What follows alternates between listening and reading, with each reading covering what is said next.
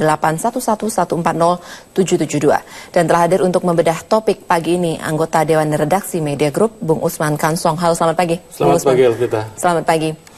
Selain itu, pemirsa, Anda juga dapat mengunjungi alamat Facebook Bedah Editorial di Web Harian Umum Media Indonesia dan juga Twitter di mi.com. Sebelumnya, mari kita saksikan terlebih dahulu tayangan editorial yang hari ini mengambil topik menerima kekalahan. Selamat menyaksikan.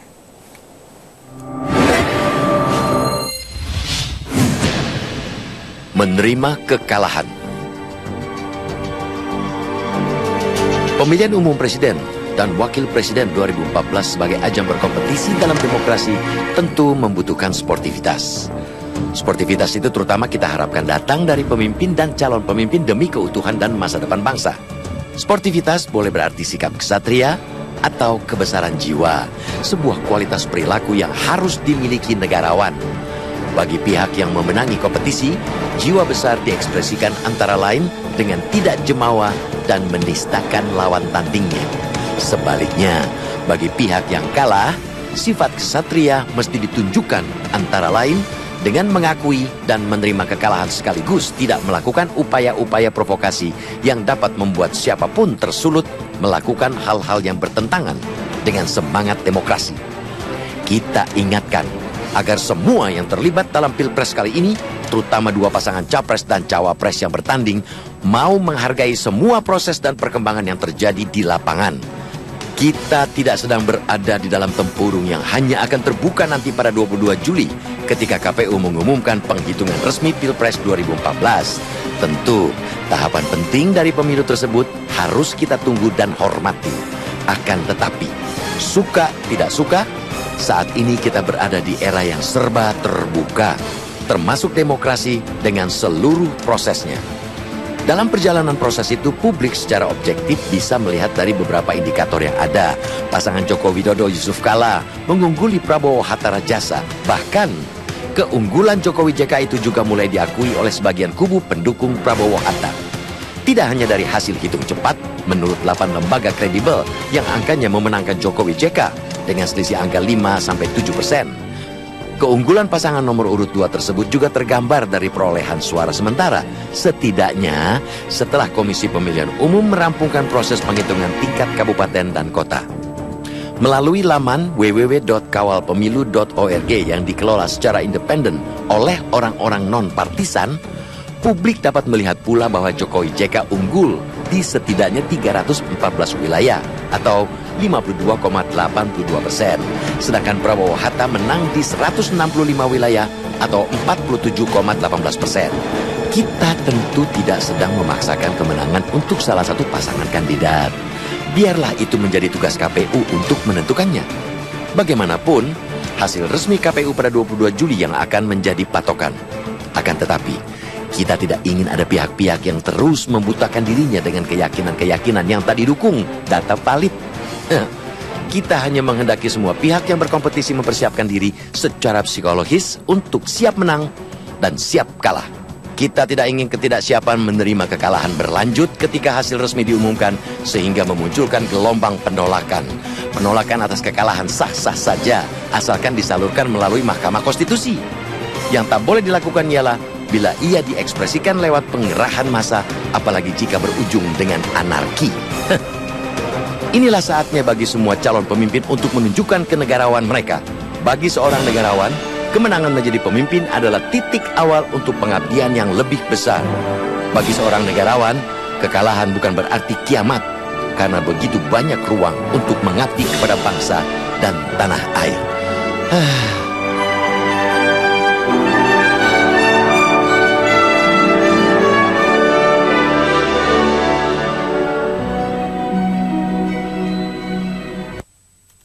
Ya, menerima kekalahan itu yang akan kita perbincangkan lebih lanjut dalam Bedah Editorial Media Indonesia untuk pagi hari ini. Silakan pemirsa, untuk Anda yang ingin menyampaikan pendapat Anda, kami tunggu telepon Anda di 021583022 atau juga jika Anda memiliki akun Twitter, silakan tweet kami di akun @bincangpagi. Kita akan jeda dulu, kami masih akan kembali saat lagi.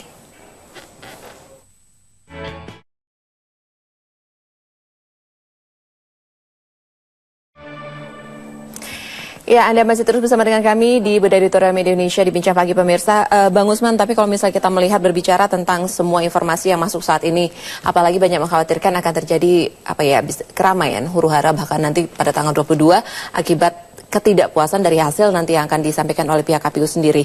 Berbicara soal sportivitas, apakah melihat apa yang sudah terjadi selama beberapa minggu belakangan ini, kita masih bisa berharap akan ada sportivitas yang ditunjukkan pada tanggal 22 nanti? Iya, itu yang kita harapkan ya. Yang kita harapkan bahwa pihak yang sudah membaca tanda-tanda kalah untuk tidak kemudian melakukan tindakan-tindakan yang bisa mengarah kepada anarki begitu. Misalnya pengerahan massa. Karena misalnya dari Federasi Serikat Pekerja Indonesia itu katanya akan mengerahkan 10.000 orang ke KPU ya, ke KPU untuk mengawal penghitungan final di KPU tanggal 22 Juli nanti. Ini saya kira membuktikan ya bisa jadi sebuah tekanan kepada KPU kan begitu. Tetapi yang paling penting adalah yang ingin kita sampaikan editorial hari ini juga agar hal-hal seperti itu tidak terjadi ya.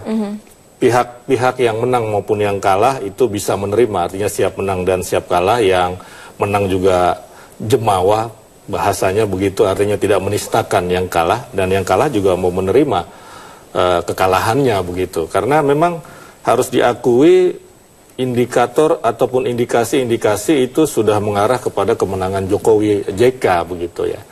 Kalau media Indonesia membaca ada beberapa indikasi ataupun tanda-tanda. Nomor satu, quick count, lembaga yang kredibel. Ada 8 lembaga yang memenangkan Jokowi JK, ya kan. Kemudian juga real count yang dilakukan oleh kawalpemilu.org, yang kurang lebih angkanya sama dengan yang dilakukan oleh lembaga-lembaga survei yang menghasilkan quick count.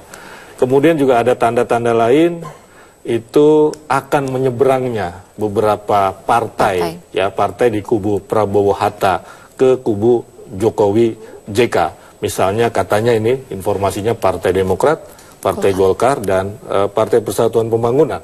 Kemudian tanda-tanda lainnya, ketua tim pemenangan Prabowo Hatta di Kukar di Kalimantan Timur, Rita Widianingsih, itu juga sudah mengakui kemenangan Jokowi JK minimal di kabupatennya, minimal lagi di Provinsi Kalimantan Timur. Ya. Yang kelima itu salah satu pengurus Partai Gerindra, Pius Rustrilanang, itu juga sudah di Facebooknya sudah mengatakan bahwa beroposisi juga itu bermartabat begitu. Itu menunjukkan bahwa seolah-olah dia memang sudah siap untuk beroposisi begitu loh. Jadi indikasi-indikasi itu saya kira menunjukkan bahwa Jokowi JK itu ya katakanlah hampir pasti akan memenangkan pertandingan di dalam pemilu presiden ini, dan kita berharap pihak yang kalah untuk legowo menerimanya. Tapi kalau kita melihat sendiri kan itu dari tingkatan para elitnya sendiri, antusiasme warga sendiri cukup ramai, cukup besar, besar sekali malah bisa dikatakan seperti itu. Apakah bisa elit ini, sampai saat ini apakah Anda sudah melihat para elit ini berusaha untuk menahan masing-masing massa, masing-masing pendukung untuk tidak terjadi hal-hal yang tidak diinginkan, pergesekan di bawah? Betul, memang kuncinya ada di elit ya, ada di elit. Kabarnya Pak Prabowo juga mengatakan tidak akan mengerahkan massa, ini sebuah hal yang bagus. Kemudian Presiden SBY juga sudah mengingatkan untuk tidak mengerahkan massa di tanggal 22 Juli, dan ketika MK memutuskan, pasti akan ada yang menggugat ke MK ya. Kemudian Kapolri juga sudah mengatakan itu ya, sebaiknya tidak mengerahkan massa. Kemudian juga Panglima TNI sudah mempersiapkan pasukannya begitu untuk mengamankan 22 Juli nanti. Di tingkat masyarakat, di tingkat masyarakat di Jogja itu sudah ada upaya-upaya untuk katakanlah upacara ataupun pawai damai misalnya. Kemudian Pak Jokowi juga sudah memikirkan langkah-langkah untuk melakukan rekonsiliasi. Ini saya kira hal-hal yang baik yang perlu dilakukan ketika 22 Juli KPU mengumumkan siapa pemenang Pilpres ini. Satu lagi Bung Usman, memang kalau kita melihat banyak mengatakan jika memang Jokowi JK nanti yang akan menang dalam Pilpres tahun ini akan ada pesta rakyat karena sesuai dengan hati nurani rakyat, keinginan masyarakat sendiri. Otomatis banyak juga memprediksikan, bahkan banyak juga yang turun ke jalan untuk melakukan pesta. Apakah sebenarnya ini juga harus dipikirkan juga bagi kubu yang akan menang untuk menahan juga agar tidak terlalu ramai? Tadi di editorial kita katakan bahwa yang menang harus jemawa, tidak boleh menistakan yang kalah begitu ya, tidak boleh berlebihan merayakannya. Dan di media Indonesia hari ini di halaman 3 itu pihak Jokowi JK sudah mengatakan tidak akan turun ke jalan untuk merayakan kemenangan sebagaimana Jerman merayakan kemenangannya melawan Argentina begitu kan. Jadi saya kira itu sebuah pertanda yang bagus begitu. Dan ini juga harus disadari oleh masyarakat agar lebih arif ya, jika mereka memang ternyata apa yang mereka pilih adalah bagian yang menjadi pemenang. Oke, sudah ada penelpon untuk pagi hari ini dari Kendari. Halo, selamat pagi. Ya, halo, selamat pagi. Selamat pagi Pak Yosep. Mbak Elvi dengan Pak Usman. Selamat pagi. Selamat pagi Pak. Ya, ini komentar saya untuk pagi ini itu tentang menerima kekalahan. Ya, kita sudah melewati masa genting pemilihan presiden dan wakil presiden, dan kita sudah lewati dengan baik dan aman lancar. Syukur kepada Tuhan bahwa itu berjalan dengan baik. Nah, sekarang tinggal kita menunggu hasil. Nah, siapa yang menang dan siapa yang kalah. Nah, kepada pihak yang kalah, supaya tunjukkanlah sebagai seorang negarawan yang baik.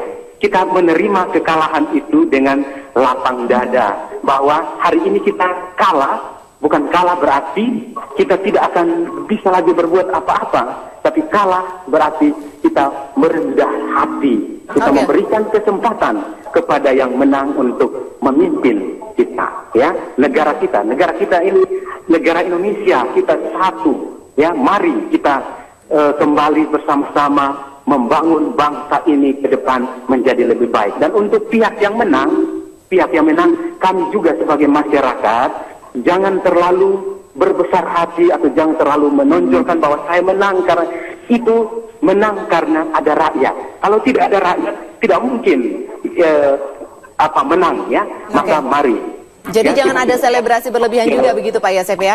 Real count-nya itu nomor 2 sudah unggul ya. Pak Jokowi kami sebagai masyarakat menang ya. Kami sebagai masyarakat mendukung Pak Jokowi, jadilah seorang presiden yang baik, memimpin bangsa ini ke depan.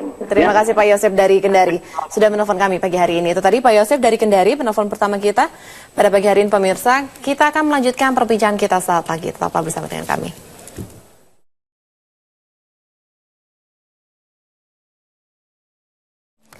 Ya pemirsa, selain melalui saluran telepon, biasanya kami juga meminta pendapat masyarakat secara langsung. Kali ini ada warga Yogyakarta yang sudah bergabung bersama dengan kita pagi hari ini. Selamat pagi Mbak Putri. Pagi Mbak Elvita. Ya halo, selamat pagi Mbak. Jadi kalau menurut Anda sudah cukup sportifkah masyarakat kita pada saat ini menghadapi Pilpres ini? Kalau masalah sportivitas kita bisa lihat sendiri ya di media, di pemberitaan. Untuk salah satu kubu ada yang mengaku menang, kubu lain juga mengaku menang. Padahal kita bisa lihat faktanya yang ada di lapangan. Mana yang lebih unggul berdasarkan sebagian besar dari hasil quick count. Dari hasil KPU sendiri kita bisa lihat siapa yang lebih unggul. Tapi keduanya ternyata menyatakan masing-masing menang juga gitu. Nah, kita bisa lihat sendirilah siapa yang lebih sportif, siapa yang lebih banyak bersuara, siapa yang lebih banyak diam dan lebih banyak menerima gitu. Anda sebagai masyarakat, apakah ada kekhawatiran nanti akan terjadi mungkin pergesekan di antara para pendukung dua kubu ini pada tanggal 22 karena tidak menerima kekalahan yang mungkin menimpa kubunya? Ya, hal itu tidak bisa dihindarkan ya. Saya lihat sekarang kedua kubu sama-sama kuat. Kedua kubu sama-sama ingin kandidatnya menang. Nah, sekarang kita kalau menurut saya tinggal bagaimana kandidatnya itu sendiri mengatasi hal tersebut. Bagaimana kandidatnya ini memberikan contoh bagi masyarakat. Bagaimana mereka sebagai figur masyarakat ini memberikan tauladan Apakah mereka bisa bersikap dewasa dalam berpolitik? Apakah mereka bisa meminimalisirkan ego mereka dan menerima kekalahan begitu? Kalau mereka sendiri tidak bisa menerima kekalahan dengan baik, ya bagaimana masyarakat bisa begitu? Oke, baik. Terima kasih Mbak Putri sudah bergabung bersama dengan kami dari Yogyakarta. Ya, itu tadi sudah ada dua pendapat dari masyarakat kita, pertama dari Kendari dan juga dari Yogyakarta. Jadi pada dasarnya ini memang kuncinya ada di para elit sendiri, mereka yang sebenarnya bisa menahan dan juga memberi penyadaran kepada masyarakat untuk menerima apapun hasilnya nanti. Iya, saya setuju apa yang disampaikan Putri, bahwa kuncinya ada di elit. Ya, kalau elit bisa menerima, maka para pendukung juga akan bisa menerima. Tetapi kalau elit justru mengobarkan semangat untuk melawan, ya, semangat untuk tidak menerima kekalahan, maka pendukung dan rakyat di bawah juga akan mengikuti mereka. Karena itu kuncinya di elit. Sebab masyarakat saya yakin punya mekanisme sendiri, ya. Mereka punya semacam cara untuk kemudian melakukan rekonsiliasi. Seperti yang saya katakan tadi di Surakarta, Jawa Tengah misalnya, itu ada kenduri rakyat. Mereka sudah siap-siap untuk melakukan itu.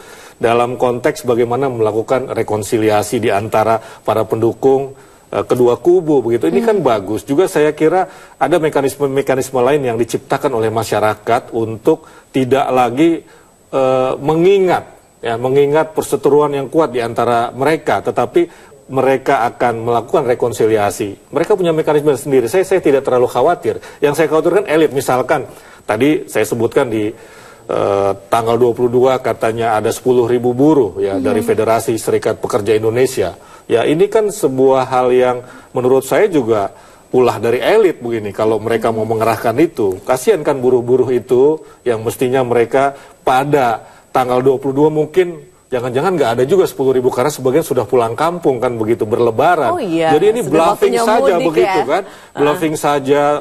Lebih bagus ya mereka mungkin menunggu THR-nya kemudian akan pulang kampung. Jangan sampai lah nanti demi menggeruduk KPU begitu, mereka tidak jadi berlebaran di kampung halamannya. Ini kan hal yang tidak bagus begitu. Dan ini adalah ulah elit. Walaupun judulnya sebenarnya adalah mengawal, tetapi kita harus mempertanyakan juga sebenarnya untuk apa menggalang massa. Lah. Saya kira tidak bagus seperti itu. Kalau sampai saat ini menurut Anda sendiri komunikasi antara para elit dari masing-masing capres ini sendiri kepada massanya sudah cukup belum? Saya kira sudah dilakukan, ya, sudah dilakukan. Cuma kadang-kadang saya sih yakin diam-diam mereka sudah melakukan, ya, yang kalah maupun yang menang. Tetapi mungkin tidak perlu ditampilkan di hadapan publik begitu kan, karena mungkin masih ada sedikit ego, ya, masih merasa menang atau ya keduanya masih merasa menang begitu kan. Tapi saya kira karena dua-duanya ini kan negarawan, ya, negarawan. Tadi apa yang disampaikan Pak Yosef dari Kendari itu betul, bahwa sama seperti yang dikatakan di editorial, kalah itu bukan berarti kiamat. Masih banyak cara lain untuk mengabdi kepada tanah air. Dan saya kira Pak Prabowo, Pak Hatta, Pak JK, Pak Jokowi itu adalah negarawan. Ya, negarawan itu bukan orang-orang yang kerdil, yang tidak siap kalah. Negarawan harus siap kalah begitu. Oke, baik. Kita harus jeda dulu. Tampaknya saya sudah dapat cue untuk jeda. Kita masih akan kembali pemirsa tentunya setelah yang berikut ini.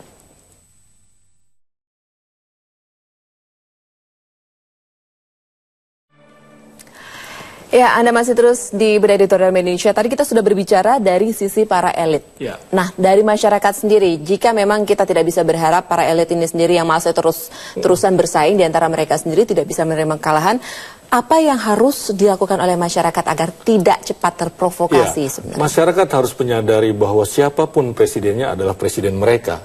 Ya, jadi ini adalah kemenangan rakyat begitu. Siapapun yang menang. Dengan kesadaran seperti itu, maka rakyat juga akan menerima siapapun yang menang, ya. Jadi saya kira itu dulu nomor satu. Nomor dua, tadi saya katakan saya tidak terlalu percaya bahwa rakyat akan bergesek kalau tidak dikompori oleh elit. Karena rakyat punya mekanisme sendiri untuk menjaga kesatuan, menjaga soliditas di antara mereka, begitu. Jadi dua hal itu. Nomor satu, bagaimana rakyat mempersepsi, ya, menyadari bahwa siapapun yang menang adalah kemenangan mereka. Kan tidak mungkin rakyat kemudian pindah ke warganegaraan misalnya karena pendukung capres yang didukungnya itu kalah begitu kan. Harus menerima juga, dan rakyat masih bisa mengontrol kok. Nanti presiden yang terpilih kalau memang dia menyimpang dari apa yang dia janjikan atau menyimpang dari konstitusi. Saya kira ada juga yang mengatakan dengan begitu banyaknya media sosial dan juga media informasi yang beredar saat ini, ada kecenderungan mereka terprovokasi dengan apa yang ada di hadapan tanpa sebenarnya mencari tahu sebenarnya bagaimana. Ya, memang ada perbedaan antara media sosial itu kan sebuah dunia yang maya, ya, dengan dunia yang real, ya begitu.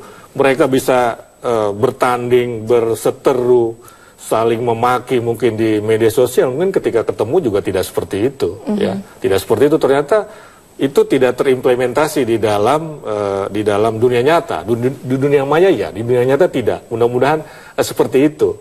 Dan yang paling penting saya kira juga adalah bagaimana elit yang ada di lingkaran, ya lingkaran ring 1 katakanlah seperti itu. Para capres ini itu juga memberikan masukan, memberikan bisikan yang benar juga. Jangan mengompor-ngompori, Pak, jangan terima, Pak, jangan terima kekalahan. Mari kita gugat, kita laporkan ke sana kemari. Secara tidak sadar, mereka juga sebetulnya ya katakanlah memoroti capres ini, karena kalau mengadukan harus bayar pengacara dan seterusnya, hanya memperpanjang saja, memperpanjang psikologi secara kejiwaan tidak menerima kekalahan, dan itu payah begitu. Akibatnya bisa fatal, misalkan yang bercandaan di media sosial itu kan bisa stroke begitu kan, bahaya juga begitu.